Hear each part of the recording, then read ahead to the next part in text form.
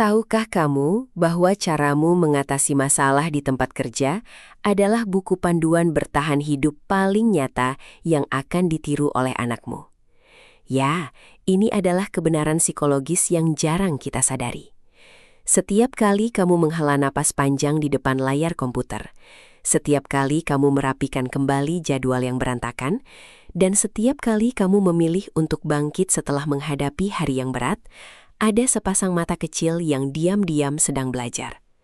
Sebagai narator podcast motivasi ini, saya sering mendengar keluh kesah para ibu pekerja yang merasa bersalah karena membagi waktu dengan karir. Namun, mari kita ubah sudut pandang ini. Pekerjaanmu bukan sekedar tempat mencari nafkah, melainkan sebuah laboratorium kehidupan nyata. Seringkali, ketika kelelahan melanda setelah seharian penuh berurusan dengan tenggat waktu, konflik profesional, atau tekanan dari atasan, pikiran untuk menyerah dan mengundurkan diri terasa sangat menggoda.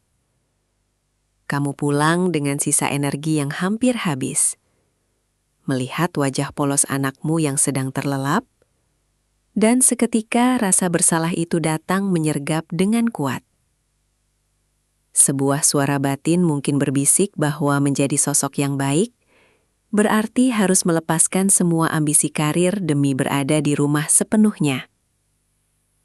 Kamu mulai merangkai skenario pengunduran diri di dalam benakmu.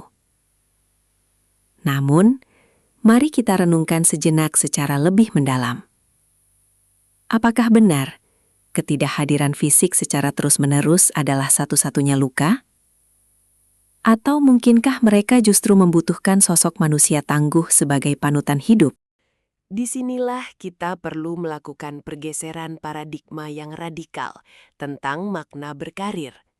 Bayangkan jika tempat kerjamu bukanlah sebuah tembok pemisah antara dirimu dan keluargamu, melainkan sebuah ruang kelas kehidupan di mana kamu sedang mengumpulkan materi pelajaran berharga untuk masa depan anakmu.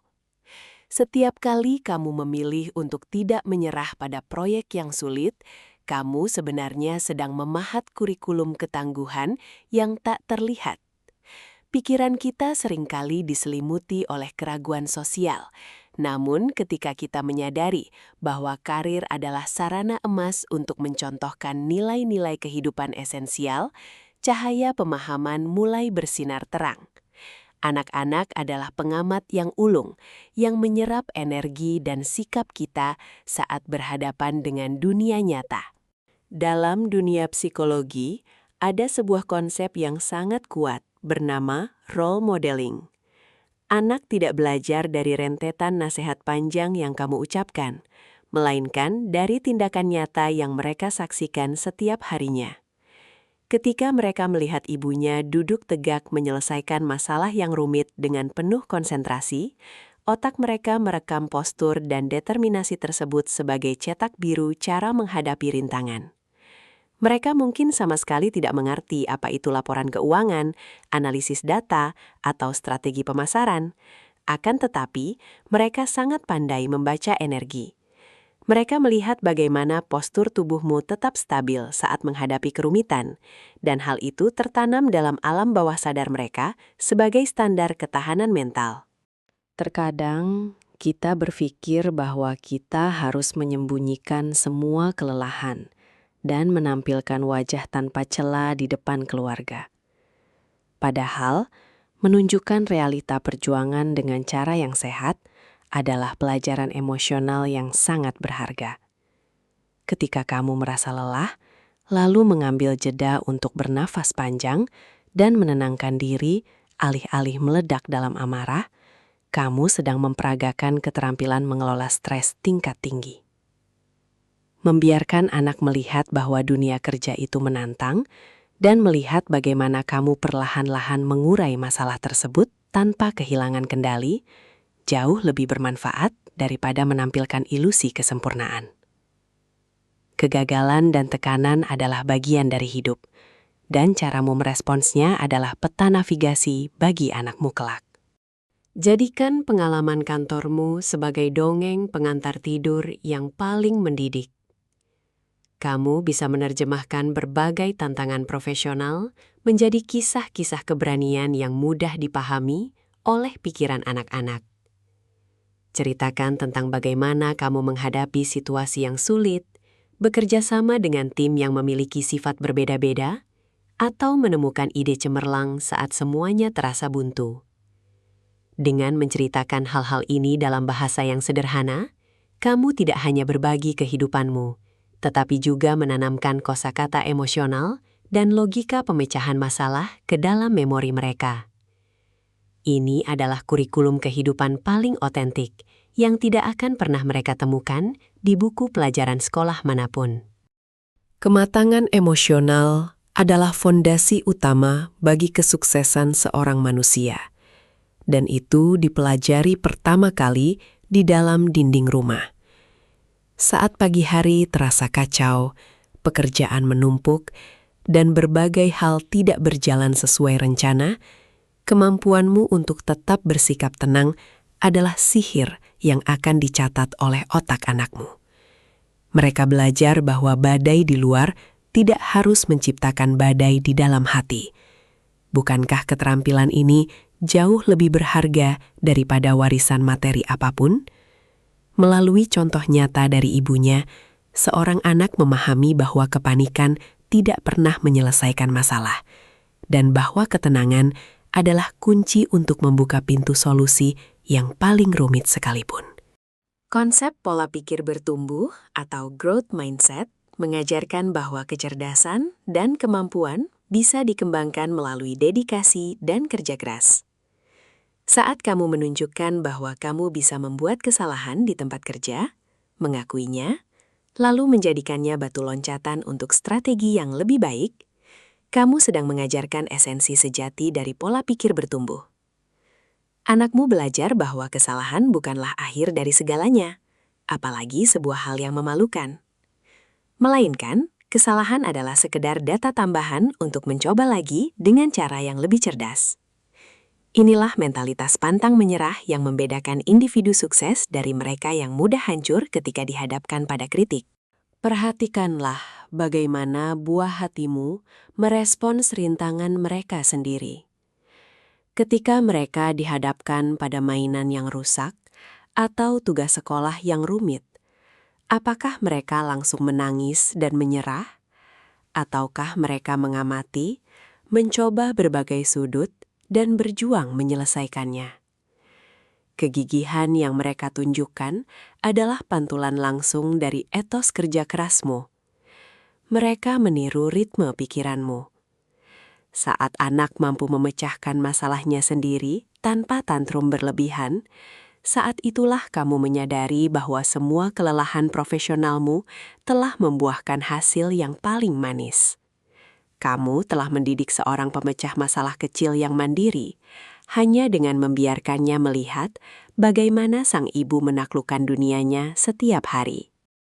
Ada sebuah keindahan dalam keheningan saat ibu dan anak bekerja berdampingan.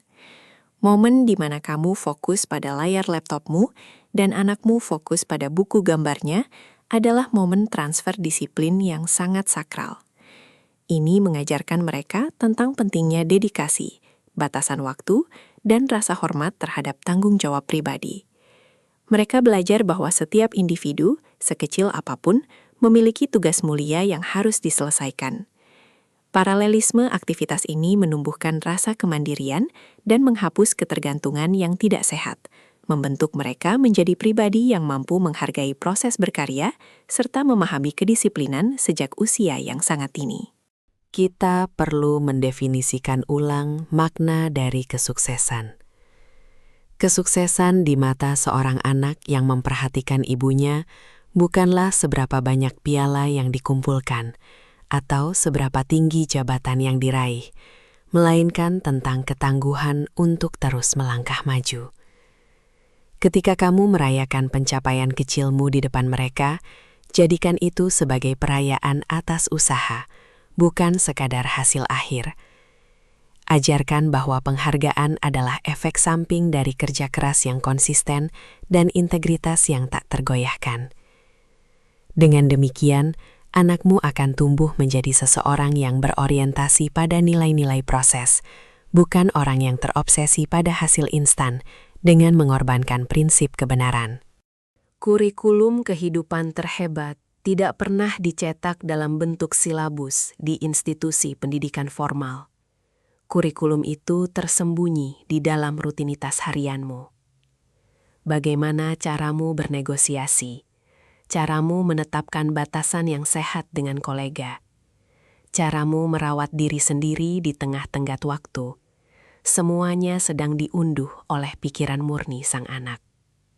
Mereka menyerap algoritma kehidupanmu untuk dirakit menjadi sistem pertahanan diri mereka di masa depan.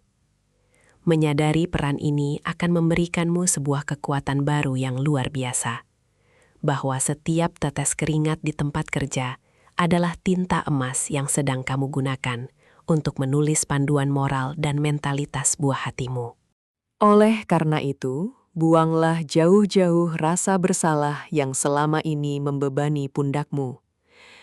Perasaan bahwa kamu bukanlah ibu yang cukup karena harus pergi ke kantor adalah ilusi sisa-sisa ekspektasi usang. Jangan biarkan standar sosial yang tidak realistis merampas kebanggaanmu sebagai seorang pekerja dan pendidik. Saat kamu memeluk anakmu sebelum melangkah keluar rumah, lakukanlah dengan penuh martabat dan senyuman percaya diri.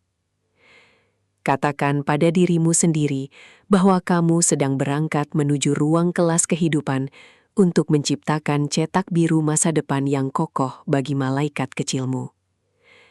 Kasih sayang terindah, kadang wujudnya adalah memberi contoh tentang kemandirian.